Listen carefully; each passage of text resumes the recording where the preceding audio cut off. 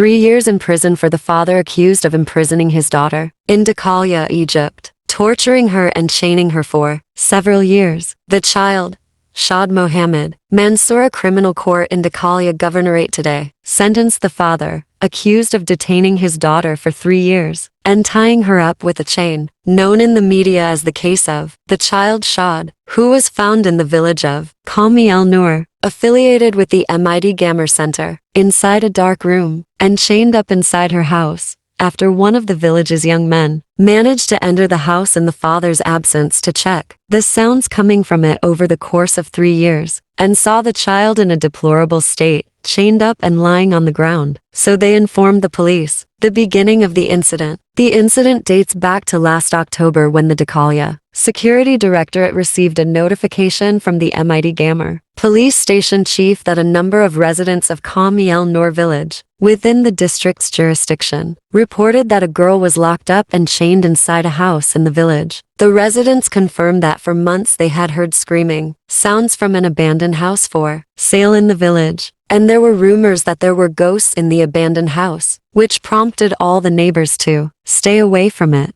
However, 2 young men decided to enter the house during the day to investigate the matter, and they were shocked when they found a girl locked up in an abandoned room at the end of the house, chained up, with disheveled hair and a strange appearance. The 2 young men recognized her and confirmed that she was Shad, the daughter of the owner of the house, who claimed that she had traveled to her uncle in Cairo more than 3 years ago. The detectives of the center went to the location of the report, and with the permission of the public prosecution, they entered the house and found the girl sleeping on the floor, chained up in an inhuman and bad place. When they turned on the light, the girl closed her eyes, unable to open them in the light, because she had been in the dark room for years. Eyewitnesses confirmed that the officer calmed the girl down, untied her, and carried her in his arms because she was unable to stand. When he asked her, "Are you okay, Shad?" she replied, "I'm hungry, uncle." He asked her, "What do you want to eat?" She replied, "A plate of kashari." The father was arrested, confessed before the prosecution, and referred to the criminal court. The detectives were able to arrest the father, and he confessed before the public prosecution that he had imprisoned and chained his daughter for 3 years under the pretext that she had run away from him. He said, "She was running away from me, and I brought her from neighboring governorates several times, so I decided to imprison her and chain her so that she would not run away." The public prosecution decided to refer the father to the Mansoura Criminal Court after he was accused of imprisoning and torturing the child. The referral decision referred the accused, Mohammed Sabri Al-Said Darwish, imprisoned, 40 years old, an Arab driver, residing in the village of Qam el-Noor in Dakalia Governorate, to the criminal court, because on a date prior to October 28,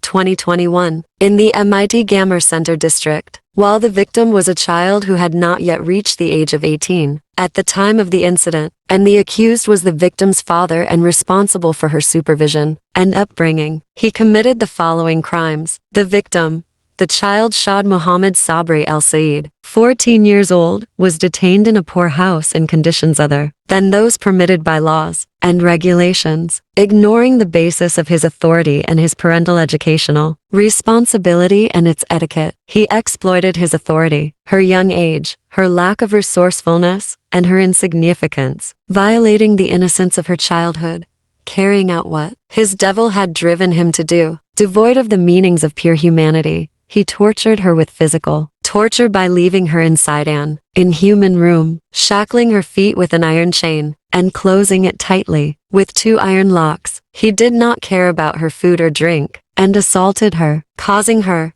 the injury described in the medical report attached to the papers. He put the life of his victimized daughter, the child Shad Mohammed Sabri El-Said, in danger, as he was the one responsible for her good care and upbringing, and the one responsible for her upbringing, threatening the safety of her upbringing and being responsible for its availability to her. By committing the criminal acts mentioned in the previous accusation before her, he possessed tools used in assaulting people, an iron chain and 2 iron locks, without legal justification for professional or craft necessity. The Mansoura Criminal Court ruled to imprison the accused for 3 years with hard labor. After the facts of the accusation brought against him by the public prosecution and the testimony of his daughter were proven. The court was keen to hear the child's statements in the deliberation room. The child Shad tells Masri El-Yum about the torture she was subjected to. Video. The girl confirmed that she was subjected to hunger and torture at the hands of her father, as she would eat only a loaf of bread and falafel every other day, or a loaf of bread and a piece of cheese, and would drink water from a black bottle that her father left next to her, and would relieve herself in a bucket that her father had placed under the bed for her. The girl told Masri El-Yum, "I didn't want to live with him because I didn't like him. He used to beat me with a horsewhip,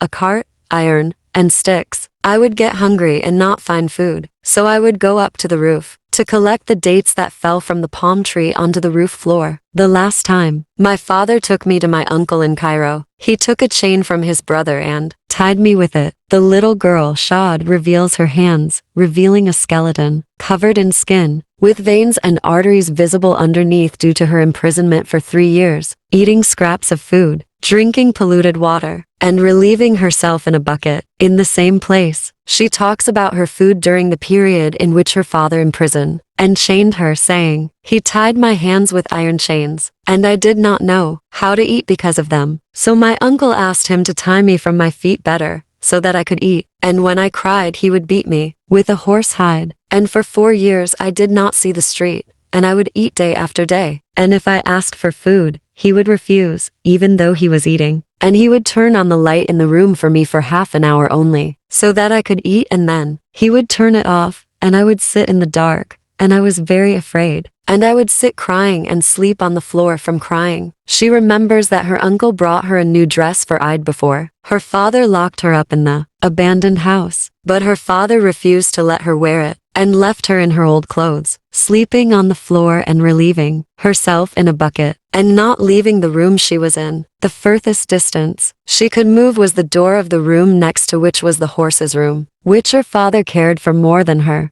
Her father forced her to carry the horse's dung, or else she would be severely beaten. Mansoura prosecution decided to hand over the child to her maternal grandmother after a medical examination was conducted on her, which revealed that she was suffering from severe anemia, malnutrition, general weakness, and low weight. Her family received her, and she entered the bathroom for the first time in years and took a shower. Her family confirmed that the child's body was black from dirt. This is another very painful story. A Jordanian slaughtered his son and cut his body with a saw. This is what he did. The court took into account mitigating factors to reduce the sentence. A Jordanian court has upheld a 7.5-year prison sentence against a father who killed his son, severed his head, and cut up his body with a saw because he suspected that his son was having an affair with his wife. Jordanian websites reported that the crime was discovered 8 years after it occurred, as the accused was married to 2 women, the first of whom was the victim's mother. He was 17 years old at the time of the crime in 2013. They noted that the accused father suspected in 2013 that his victim's son was having an affair with his second wife, and wanted to confirm this, so he assigned a person to monitor his son, who was his friend, while they were going to the city of Aqaba for entertainment purposes, to confirm his suspicions. A strange precedent. Arrest of a mosque imam who deals in drugs in Jordan. While the victim and his friend were in Aqaba, the person called the accused and told him that the victim was talking to a girl, and mentioned her name, which was the same as his father's wife's name, indicating that the conversation between them was about love and romance. As a result,